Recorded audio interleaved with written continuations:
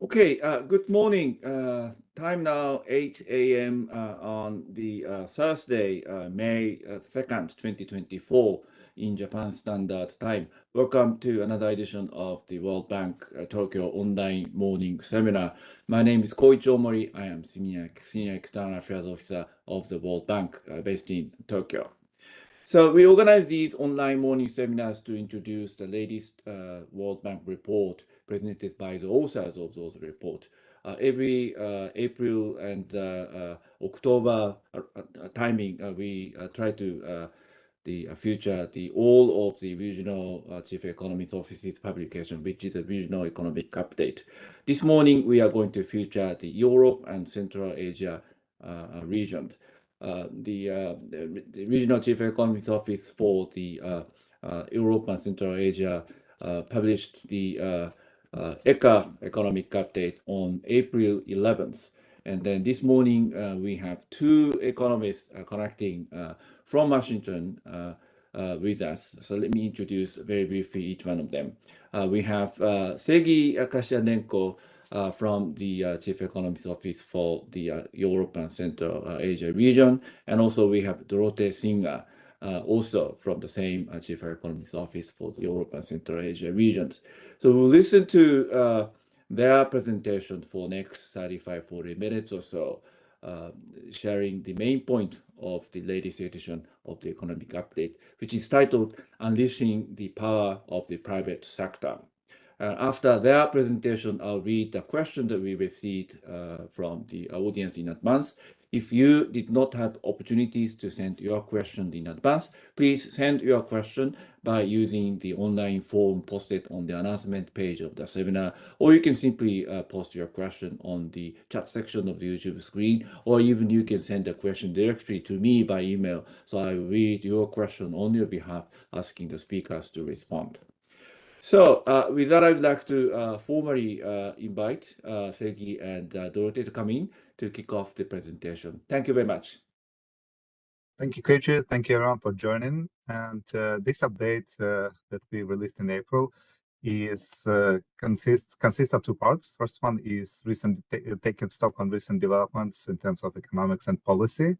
And the second one talks about the private sector development in ECA. And this part was prepared by Dorothee, and she will present the second part of the report. I will start with the overview of what happened in ECA in 2023 and what are the expectations for the economic performance for the region, and Dorothee will conclude with the second part of the report. So I'll share the presentation now.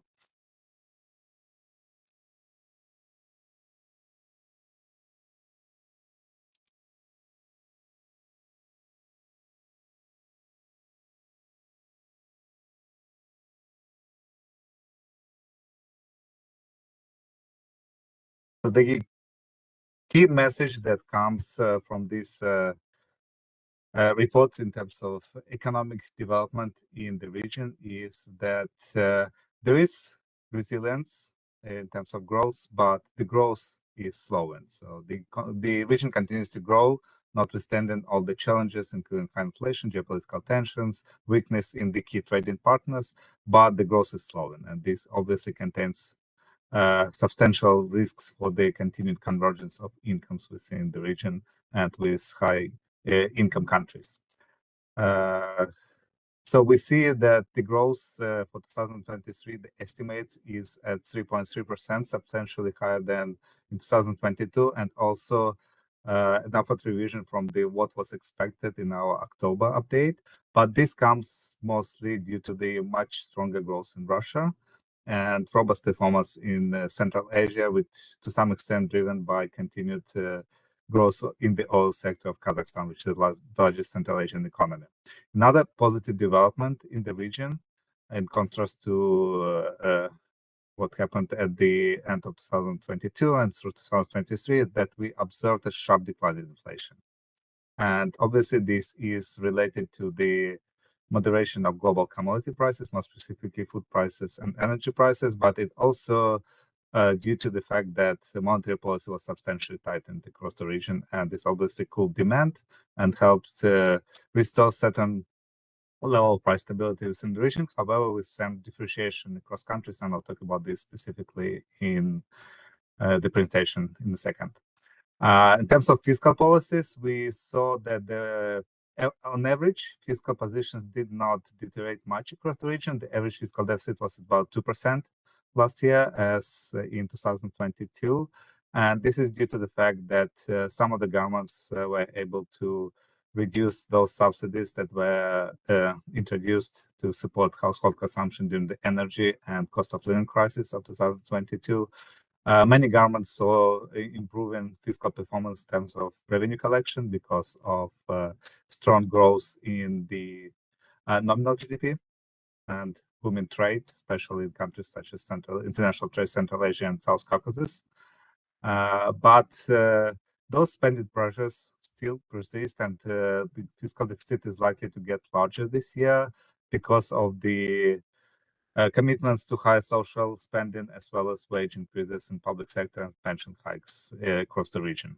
The governments are still trying to catch up with and mitigate the impact of the past increases in cost of living across the region.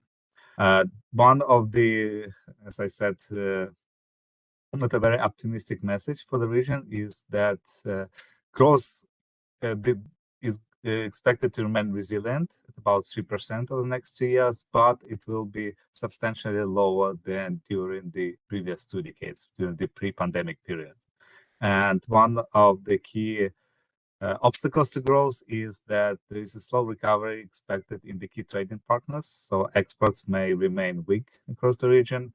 Geopolitical tensions remain rather high, which will deter investments and also affect trade and financial flows in the region.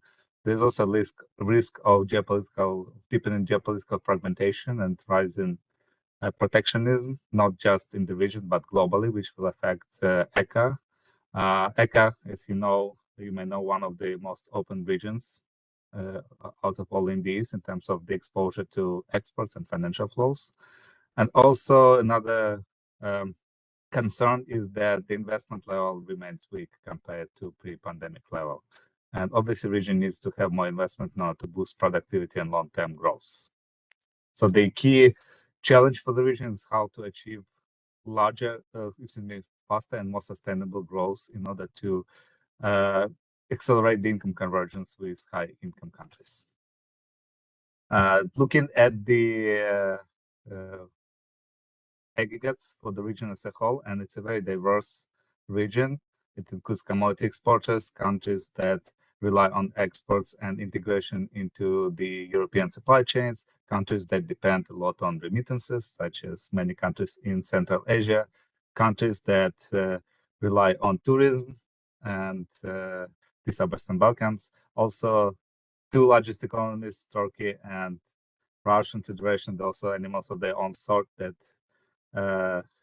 depend on that are exposed to different both domestic and external risk factors. You can see that in last year, much of the increase in growth from the year before was driven by robust growth in the Russian Federation, from contraction in 2022 to substantial increase in 2023, primarily driven by increasing government spending on social payments, wages, as well as on different defense-related projects, and also continued, albeit slowing growth in Turkey, but more importantly, continued resilient growth in Central Asia. And this is primarily attributed to strong growth in Kazakhstan, as well as other countries such as Uzbekistan, Tajikistan, driven by remittances and improving domestic consumption. We also saw a return to growth in Ukraine, primarily due to the fact that there was a record harvest in 2023. There was some loosening of constraints on exports of grains because the country tried to diversify export routes from the Black Sea to the through the land transportation to Western Europe, and also there was some more reliable supply of electricity as the country adjusted to the different pressures coming from the war, from the conflict with Russian Federation and the efforts of the Russian military to affect the supply of electricity. So this contributed to the growth in the region in 2023. A very positive development that we observe across the region is sharp decline in inflation. Across the region, median inflation is now at around 4%, the most recent data from March 2024. And this is almost 4% lower, 4 times lower than at the peak of the cost of living crisis in fall 2022. So a substantial deceleration of price growth in the region, primarily attributable to the much lower energy and food prices, but also due to the fact that many central banks tightened policy substantially and also helped contain and reduce inflation in the region. Some of the concerning developments regarding inflation is that if you look at the core inflation, it also fell sharply, but the disinflation process slowed recently. And this is attributable to the fact that core inflation responds more strongly to things such as labor cost pressures and demand conditions within countries. And in many countries, labor costs pressures remain elevated due to the tightness of labor markets. So this is a concern that further progress with the disinflation and return of inflation to the target levels may require extended period of tighter monetary policy. But nevertheless, notwithstanding this substantial decline in inflation, costs of living pressures remain high. If you look at the right panel, you can see that across the region in the median country, food prices are almost 50% higher, more than 50% higher than at the start of the pandemic. So in many countries in the region, a substantial portion of the household budget is spent on foods, especially in countries of Central Asia, South Caucasus, and it obviously constrains the purchasing power of households and limits the ability of consumer demand to support recoveries. But for the region as a whole, this decline in inflation is a positive development because it leads to the recovery in real wages and real incomes. And we expect that this year, private consumption will be one of the key drivers of growth across the region, especially in Central Europe, to some extent helping mitigate the weakness of the key trading partners. Because if you look at the Central Europe, sharp slowdown of growth in the European Union was a big drag on growth last year because export, in terms of volumes, adjusted for the price of exports, declined sharply across all countries in Central Europe, as well as in Turkey, which also depends a lot on European Union markets and Euro area markets. But this also affected countries in the Western Balkans, which saw substantial decline of foreign demand. Monetary policy tightened during the cost of living crisis, but central banks started to loosen policy recently. However, there is substantial differentiation across the region. If you look at two largest economies, Russia and Turkey, policy rates and policy tightening continued last year and this year as well. In Turkey, for example, policy rates at the record high level of 50% nominal policy rates because the government is struggling with strong inflation pressures and is trying to normalize monetary policy in the country. So we see this divergence of policy stance in two largest economies relative to the rest of the region, where monetary policy tightening cycles ended and central banks are gradually loosening policies, which also can contribute to somewhat stronger growth this year and next. As I mentioned before, fiscal deficits, fiscal positions, fiscal policies stood relatively unchanged compared to 2022, and even compared to what was expected in October, fiscal deficits were slightly better because of much stronger revenues and less pressures to support to offset cost of living increases as inflation fell down. But we still expect fiscal deficits to continue to remain above historical average because those spending pressures persist, and they range from pressures to increase to raise living standards and offset past increases in cost of living, but also many governments have substantial investment needs to improve infrastructure and as well as contribute to the green transition across the region.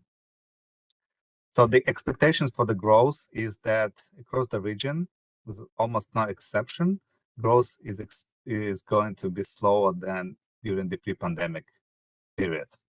And it's a challenge for the region as a whole because this implies that the convergence of incomes in the region to the high income levels is likely to remain slow unless growth accelerates, because much of the convergence in the region, especially countries like Central Europe, happened during the first decade of the pre-pandemic period when growth was strong and countries experienced substantial improvement in living standards and increases in incomes.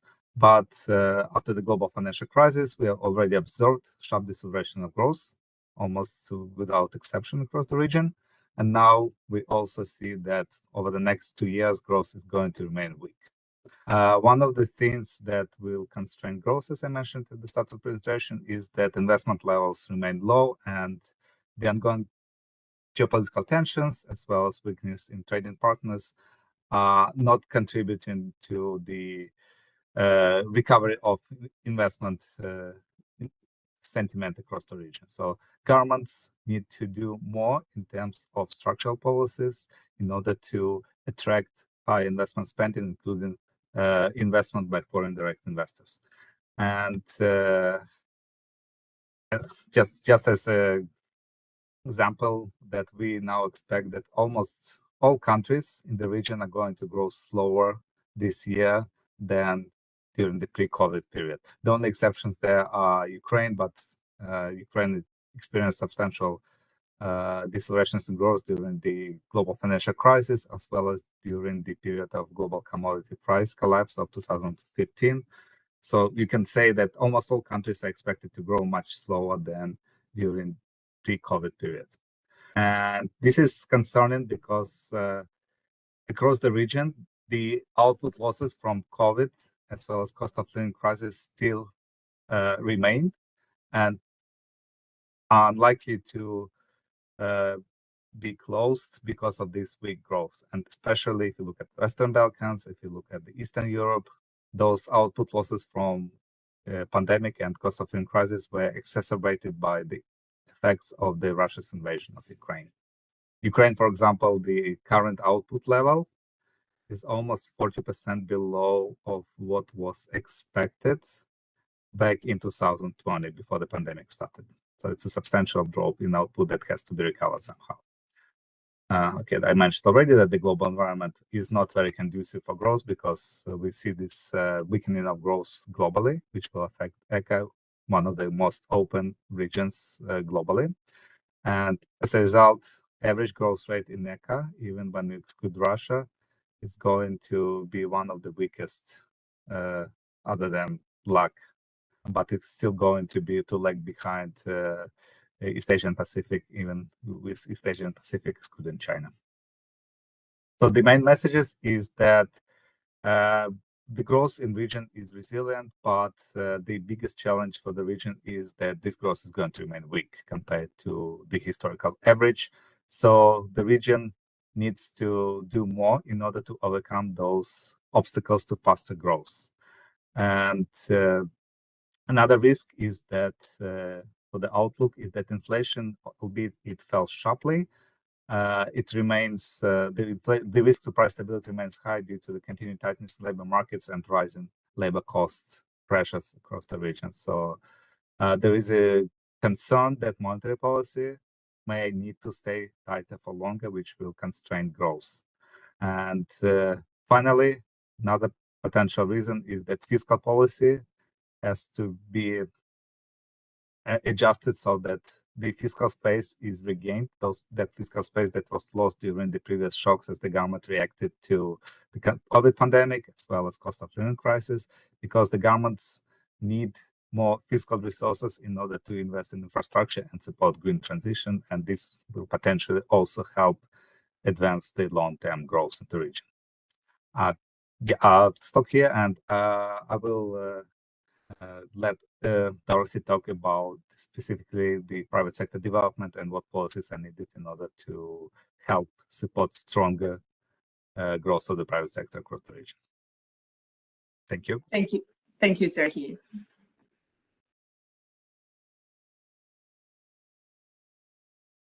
So similarly, as Serhiy, I'll start out with a broad overview of part 2 of the economic update, which is about unleashing the power of the private sector before sharing some of the figures and graph and more detailed messages of this chapter. So economic development in ECA, as you may know, has really been a story of transition from plan to market, the advance of broad structural reforms, and the emergence of private initiative as the main driver of growth.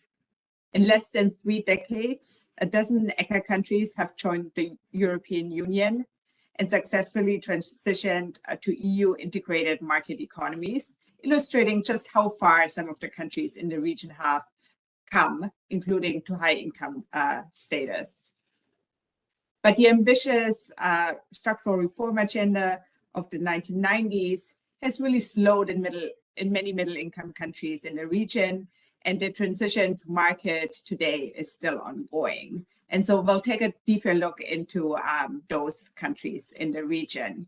And basically what we find that the region has still plenty of room to make up when it comes to business dynamism and innovation. Firms in ECA are typically less productive and less innovative than those in advanced economies in Europe. And we can illustrate that with data from the World Bank Enterprise surveys. And firm entry and exit rates are also lower, and firms just don't grow as much over time. So while that's ongoing, we also know that a stronger economic growth crucially depends on a more vibrant and innovative private sector. And this is really why this 2024 spring edition of the ECA Economic Update looks at business dynamism and innovation in the region. We examined these trends and compared them to those in the advanced economies as Europe. That's kind of the aspiration of many countries in our region, as well as to peer countries in the East Asia Pacific region, where income and productivity growth has been broadly stronger in the past decade. And then in the last part of the chapter, we look at what it will take to boost business dynamism in ECA. And there we identify several challenges that are common to countries in the region. And those include upgrading the competitive environment, reducing state involvement in the economy, boosting the quality of education, and as well as strengthening the availability of finance. And while addressing these challenges will look different in different economies, addressing them will be an essential condition for stronger economic growth in the region and overcoming the middle income trap that many countries find themselves in our region. Next.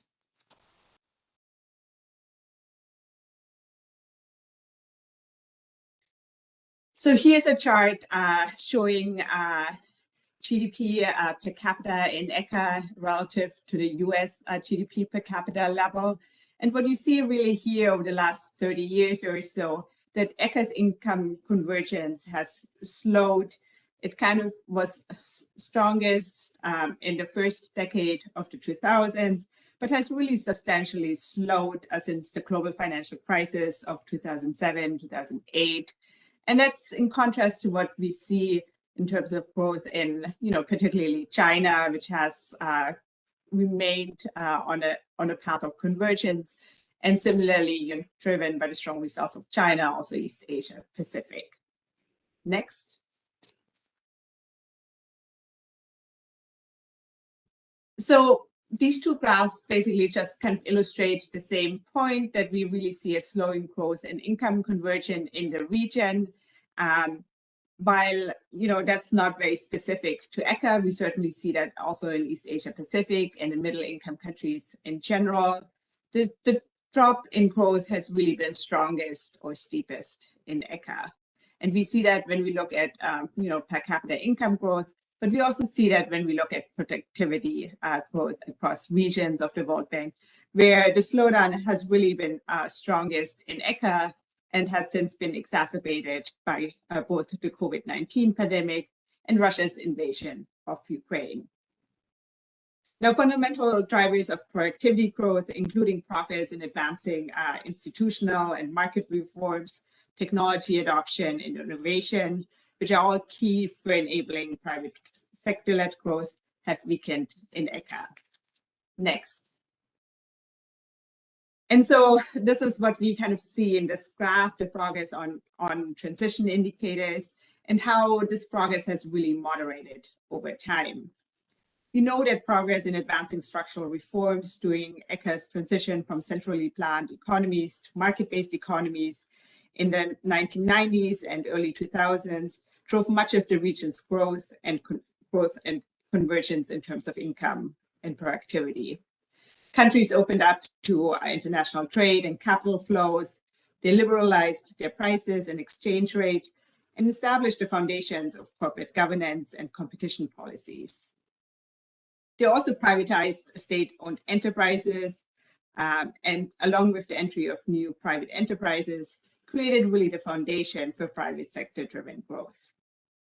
But the strong progress in advancing the structural reforms has really moderated over time. And this partly reflects that some of the so-called first-generation reforms in most countries in the region were implemented relatively rapidly, and that includes price liberalizations, trade integration, as well as small-scale privatization.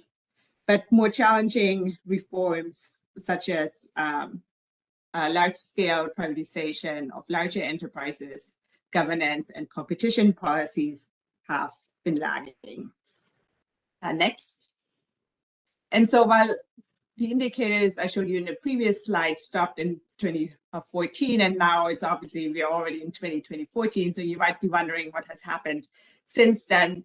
Unfortunately, the same indicators aren't available for the current period, but when we look at a somewhat similar set of indicators, also covering the competitive environment, how well governed these countries are, how integrated they are in terms of trade, we see that over the last 7 or 8 years, there hasn't really been much progress overall. Countries, while there is variation in the region, have remained broadly at the same level. Next. And so when we look at firms and the private sector, we know that productivity growth enabled by business dynamism and innovation is really key to economic growth.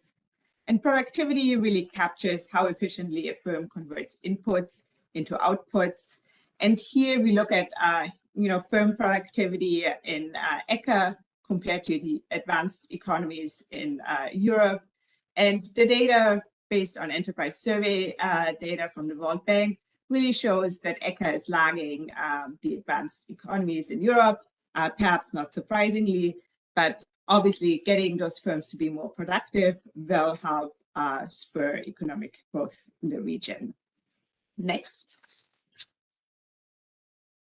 And so we see that basically in terms of business dynamism, which is the process of new firms entering the market, growing, innovating, and if unsuccessful, exiting, allowing for the reallocation of resources to more efficient and productive uses.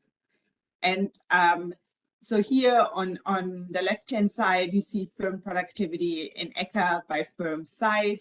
And what we see is that productivity doesn't really vary by firm size, which is worrisome because the presence of highly productive large firms typically indicates a more dynamic business environment where competitive forces mean that large firms keep innovating, keep getting more productive. But ECA's pattern here really isn't showing that. Rather, it's consistent with a market where large firms may stay in the market because of exploiting advantages such as relying on market power, limited competition, or access to finance and procurement contracts, rather than being driven by innovation and productivity growth. Similarly, when we look at the new business density rate, which obviously is important in terms of new firms coming in and keeping pressure on incumbent firms, we see that the business creation rate has really remained little changed over time from 2010 to 2018. And that the business creation rate certainly lags what we see in advanced economies in Europe and also in China. Next.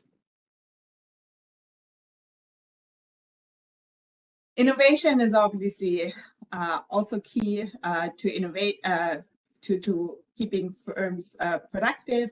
And there we see that ECA really lags both advanced economies in Europe. When we look at the lower share of firms that spend on R&D in ECA compared to those in advanced economies in Europe. Next. As well as when we look at other measures of innovation, such as the share of listed firms with new patents, where we see that basically the share has slightly increased in Europe over time, but has remained constant in the economies of Europe and Central Asia, meaning that we see a widening gap in the shares of listed firms with new patents. And then, of course, innovation is not just spending on research and development and patents, and which is certainly what we would measure at the frontier. But overall, firms can also innovate by adopting new technology, introducing new processes, and improving managerial quality. And on the right-hand side, the Global Innovation Index, which we show there, really captures this kind of like very broad basis of or concept of innovation, which obviously also depends on the environment with many complementary factors such as human capital and physical capital. And when we look at this measure, we see that ECA lags both advanced economies, but also is slightly behind economies in East Asia and Pacific. Next. So in this next section, we explore what it will take to boost business dynamism and innovation in ECA. And as I mentioned earlier, we look at basically four areas, namely strengthening the competitive environment, reducing distortions related to the large presence of the state in the region, investing in education and addressing the skills gap, and fourth, ensuring adequate access to finance. World Bank economic memorandums consistently mention these four challenges as major obstacles in the region to private sector growth, and that's why we focus on them. Obviously, different countries in the region have different challenges that come along with those, but given that the ECA economic update is a high-level overview, we focus on these four.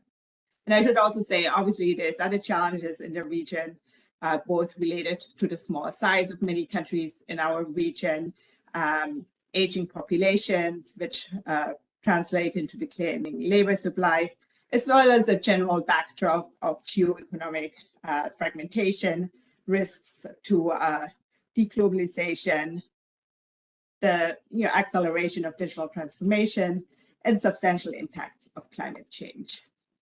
Next. So the first issue, competition, is of course important because more competition can put pressure on firms to innovate and increase productivity.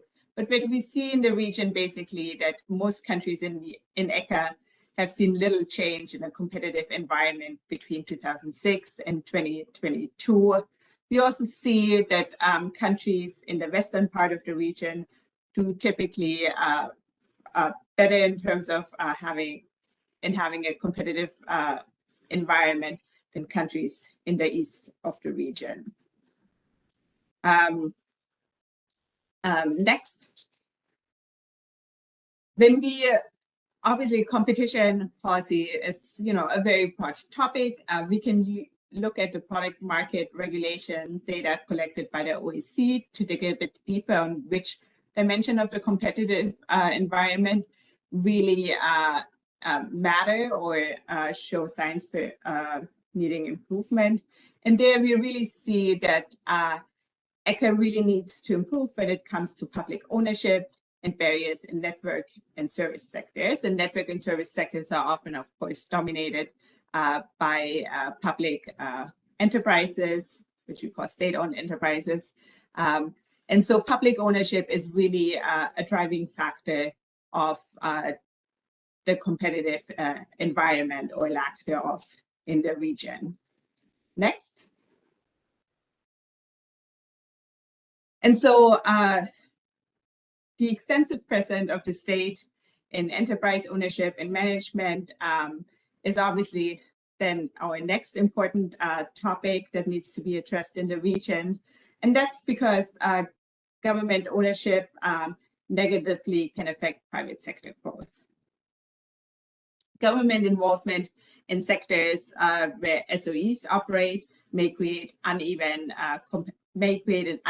competitive landscapes, because SOEs may receive preferential treatment in terms of access to resources and regulation compared to privately owned firms, which can grant SOEs an unfair competitive advantage, meaning that the competitive environment, of course, suffers. And so we see here both the involvement of SOEs across a large number of sectors in the economies across countries in the region.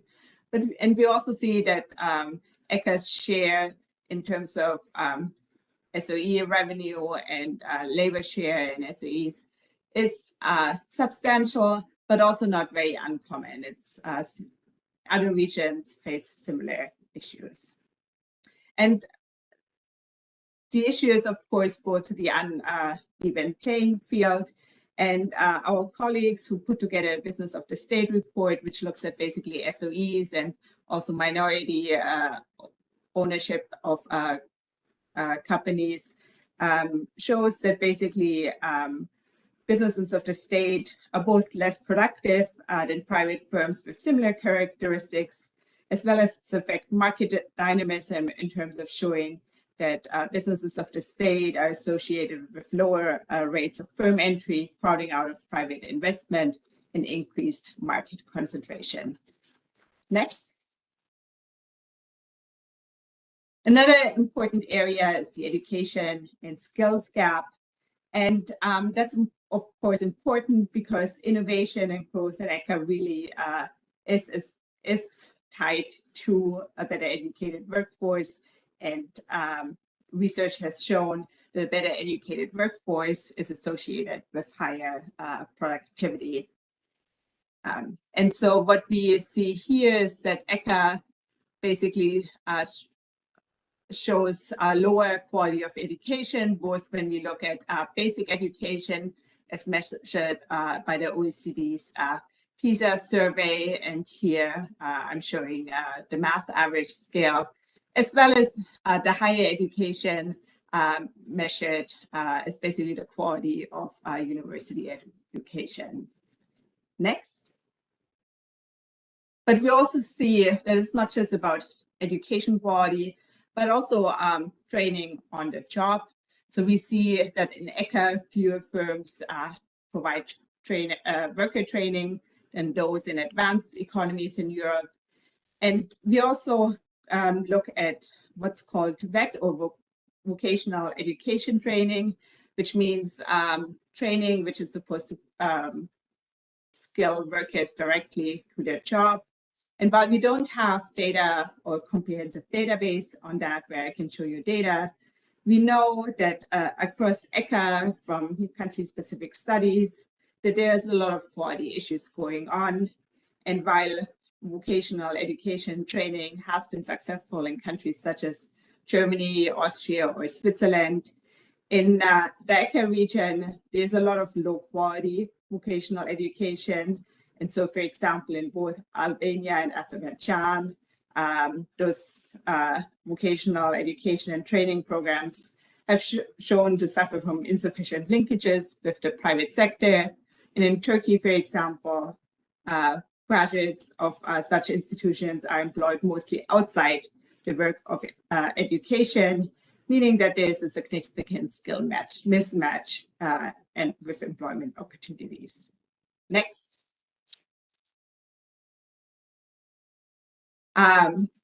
Finally, access to finance is obviously another issue because insufficient access to finance may be preventing firms from investing in profitable and innovative opportunities that can allow them to enhance their productivity.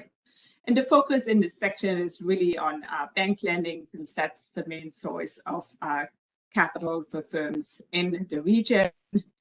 And there we saw that both firms report to be more likely to be credit constrained than firms in advanced economies in Europe.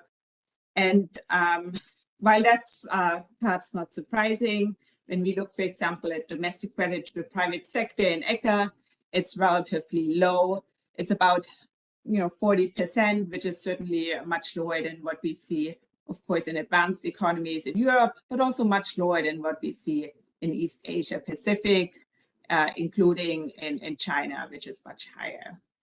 That being said, we also know that smaller firms, of course, have more difficulty in accessing finance. But when we compare firms in ECA by firm size to those in advanced economies in Europe, we also see that smaller firms in ECA are struggling relatively more in accessing finance than those in advanced economies in Europe. Next. So let me conclude here by saying that ECA has plenty of room to make up on business dynamism and innovation. As we've seen, firms are generally less productive. They grow less. Firm creation and also exit rates are lower in the region, and innovation hasn't really improved much. To boost business dynamism in ECA, the region really needs to focus on upgrading the competitive environment, reducing state involvement in the economy, boosting the quality of education, and strengthening the availability of finance. We also see that because of the small size of most economies in the region, deeper integration into the EU and in global markets more general will be key for firms to exploit economies of scale and access larger markets. And finally, adverse demographics, especially in the western part of the region, are a profound challenge for many economies in our region. So let me stop here. Thank you very much. And I think we're ready to take on questions. Thank you very much, Sergey and Dorothee, for your presentation summarizing the main point of the latest edition of the economic update from the region. We received some questions in advance, and also we received some questions during your presentation. So let me read the first 3 questions that we received in advance and ask you to respond comprehensively. The first one, would you please talk about the future perspectives of Central Asia countries in terms of potentials as growing market for the private sector from outside the countries and the improvement of the business environment in these countries? So this is the first question. The second question, would Europe and Central Asia countries be able to alleviate extreme poverty by 2030? Does the Ukraine war impact to slow down the pace of the poverty reduction, or in fact increase the number of the poor in the region? So this is the second one. The third one, the report discusses the presence of the state-owned enterprises is a major constraint to leveling the playing field for the private sector enterprises. How can this be changed or shifted? What are the bottlenecks, and what can multilateral and bilateral donors do to help in this regard? So those are the questions that we received in advance. I would like to ask Sergey and Dorothee to come in to make a comment on those points. Thank you. Thank you. Maybe I can take the first question, and maybe also the third one, and then Sergey, I'll let you come in on the second question. So on the first question, in terms of, the future perspective of Central Asian countries. I think they're, and, looking at the potential for the private sector there, I think, as I think I've shown in the slides, when we kind of look at the kind of competitive environment and involvement in the state, and especially in Central Asian countries in our region, there's obviously a lot of improvement for room for improvement, both in terms of upgrading the competitive environment, privatizing state-owned enterprises. And I think countries in the region have made progress, and certainly we hope to, as World Bank, hope to see more. And I think, countries are working on that. And I think, if they can stay on the path or, accelerate on that, I think, there's a much brighter future for private business in Central Asia. And I think this third question kind of gets at that as well, which was about kind of leveling the playing field for private enterprises, and what can be done. And I think the question was also especially what bilateral and multilateral donors can do in this regard. Obviously, countries need to decide for themselves what they want to do, and I think, as a World Bank, we certainly stand ready to advise countries how to proceed on that. We've provided lots of, technical advice in the past there. We're engaged with governments in terms of how they can go along this path. And so I think, the World Bank, other multilateral and bilateral institutions certainly stand ready to help countries to level the playing field for private enterprises there. Over to you, Serhi. Thank you, Dorothy. Can you hear me? Yeah. So with regard to the question of extreme poverty elimination, it's a very important question for the region as well as globally. As you know, that most of the countries in the region are middle-income countries, so extreme poverty is not as present issue as, say, for sub-Saharan Africa. And guess the aggregate global rate of extreme poverty in the region is less than 1%, mostly because largest economies such as Turkey and Russia, they basically don't have the level of extreme poverty is very low there, less than a percentage point. So the issue remains is the overall poverty rate and how these two shocks of pandemic and COVID affected the number of poor people in the region. Thankfully, because the governments across the region implemented different measures to support vulnerable populations, such as income support, subsidies of food and energy, much of those shocks were mitigated by policies, obviously with the impact on the fiscal side and the growing fiscal deficit, but much of the vulnerable populations were protected from the impact of these shocks. With several exceptions, such as Ukraine, the World Bank estimates that the number of poor people in Ukraine because of the war and displacement and the loss of job and livelihood increased from about 5.5% to almost a quarter of population, or up by 7.1 million because of the war. So this will be a challenge, how to restore living standards in Ukraine, and obviously it requires the cessation of conflict and the war effort in Ukraine. Another important issue for poverty alleviation is the growth of incomes in Central Asia. As you know, that many of those countries, the level of income is lower compared to the rest of the region. And here, what can help is the structural reforms that advance the growth of the private sector, because the private sector is exactly the solution to create good jobs with good incomes, sustainable incomes. Many countries in South Asia, in Central Asia depend on remittances as a source of income, and this makes the income of population extremely vulnerable to external shocks. This is not a stable source of income that can ensure a sustainable reduction in poverty in the long term. And the solution is simple. It's just to promote structural reforms, create new stable private jobs, and ensure that population has access to stable jobs and stable income.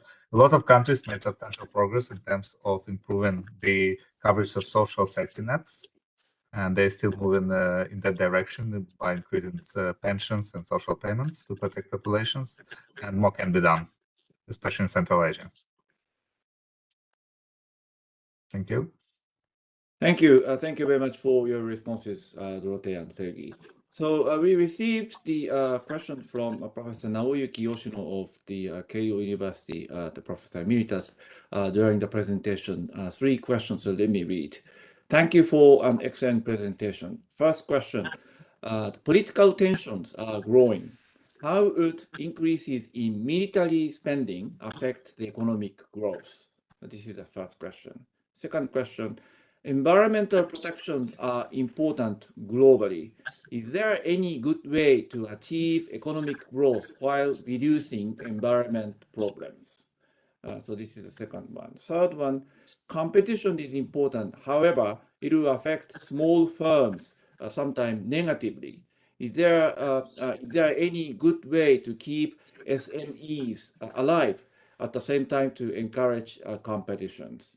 So those are the 3 questions from Professor Yoshino. And then I just Shimamoto Sensei sent a question from Kyoto. Thank you for your question. Let me read. Thank you, Sergey and Dorothea, for a very insightful presentation. What is your take on the role of inward FDI? What is the tendency of FDIs? So those are the points from the Shimamoto Sensei. So I would like to ask Dorothea and Sergey to come in to make the comments comprehensively on those points. Thank you. Dorothea, if you don't mind, I'll try to answer the first 2 on Russian defense spending and environment to the extent possible. So just to be brief, I think the key risk or consequence of increased military spending, not just in Russia, but in any other economy, is that it adds to those distortions that already exist in the region and constrain productivity growth, and Dorothy mentioned a lot of them. And basically, it just diverts resources from more productive industries to the defense sector. And you already see that, especially in Russia, the country experiences substantial shortages of labor because the spending and increased production in defense-related industries drops labor from other sectors. It obviously creates cost pressures on other sectors, but it just draws resources to industries where productivity may not be the largest and the most productive use of resources, and potentially it creates overcapacity and further depresses productivity growth by again utilizing resources in the most productive way possible. Second question about the environment is extremely relevant question for the region because ECA in aggregate is one of the least energy efficient and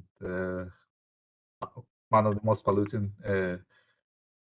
regions among other Indies in terms of GDP, in terms of CO2 emissions per capita, as well as energy intensity of GDP. There was substantial progress since 1990, but still a lot has to be done compared to advanced economies in Eastern Europe.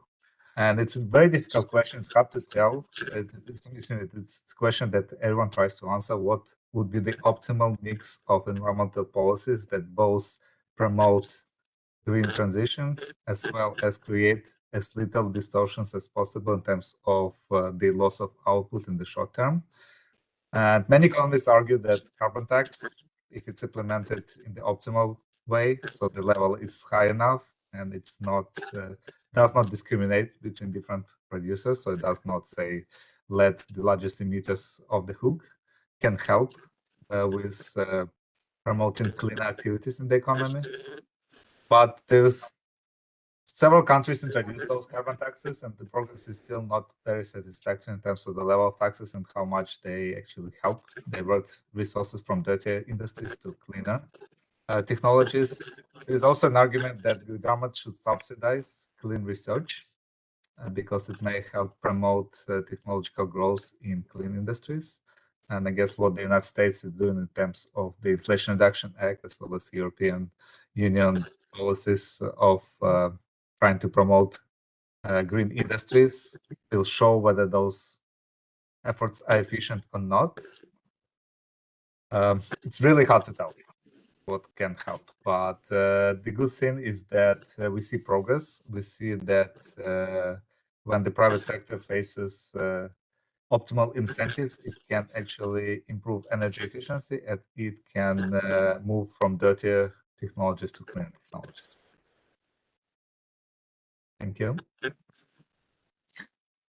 Thanks. Yeah, so let me take the question on competition. So I think the question on competition basically has the premise that competition will hurt small firms. And I think that's actually maybe a little bit backwards in a sense that I think what we see in the region, actually, it's rather the other way around. I think what we see is that large enterprises, which in the region often are state-owned enterprises, are really basically pushing out, crowding out the private sector, crowding out small firms because of the lack of competition. Basically, they use their market power to stay in the market, to crowd out smaller firms, and really prevent small, young firms to come in, provide a service or a product and innovate and compete with those firms. And it's exactly the lack of competition which makes it hard for SMEs in the region to exist. So I think what will really be needed is a competition and environment and policies and regulations with regard to that, ensure that there's a level playing field both between private and state-owned enterprises, but also between enterprises of different sizes, right? We don't want large enterprises to exist just because they have the market power and can basically crowd out smaller firms. And then on the other question on FDI inflows, that's an excellent question. And given that we had a limited time for the presentation, that's something actually we covered in the report, but I didn't talk about in the presentation here just now. But FDI inflows have been very important to the region, especially in Central Europe and the western part of the region. We're doing the early 2000s. FDI has really been driven a lot of like the integration of those economies to Europe. And it's not only provided finance for those countries, but also was a way to transfer technology and knowledge and basically boosted productivity in that way. And so we see evidence of that in Central Europe. We also see evidence of that in Turkey, for example, where global value chains are extremely important. And the World Bank just recently did a deep dive into Turkey and the global value chains, and basically showed that firms that are part of global value chains through FDI investment are more productive than their domestic counterparts, in part because of this knowledge spillover from the outside. And so FDI's flows have historically been very important for the region. What we also see is that FDI flows have really slowed down over time, especially, basically, ever since the global financial crisis, they have dramatically dropped in ECA. Now, again, this is not a trend that's specific to ECA, but a trend we've certainly seen across middle-income countries. But similarly to other trends, this drop-off in FDI has been particularly steep in ECA compared to other middle-income countries. Thank you. Thank you very much. If I can add on FDI, it will also be, I think, particularly relevant for the region as it moves to greener technologies to attract more FDI into those sectors, because it also brings financing much needed in the region to accelerate transition to greener industries, but also knowledge that is needed in the region. Thank you. Thank you very much. So with us this morning, connecting from Washington, D.C., we had the Seiji Kashianenko and Dorothee Finger, both from the Office of the Chief Economist for Europe and Central Asia region of the World Bank, presenting the latest edition of the Europe and Central Asia Economic Update, April 2024 edition, titled Unleashing the Power of the Private Sector. Thank you very much, both of you. Really appreciate it. Thank you. Thank you. Thank you. Great, thank you very much. So we will have 2 morning seminars next week.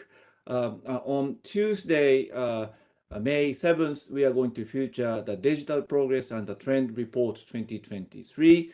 And also on the Friday, May 10th, we are going to feature the Women Business and the Law 2024 edition. Both seminars will start at 8 a.m. on Japan Standard Time. Please check our website for detailed information. With that, once again, thank you very much for joining us at this seminar, and I'll see you next time. Have a wonderful weekend. Thank you.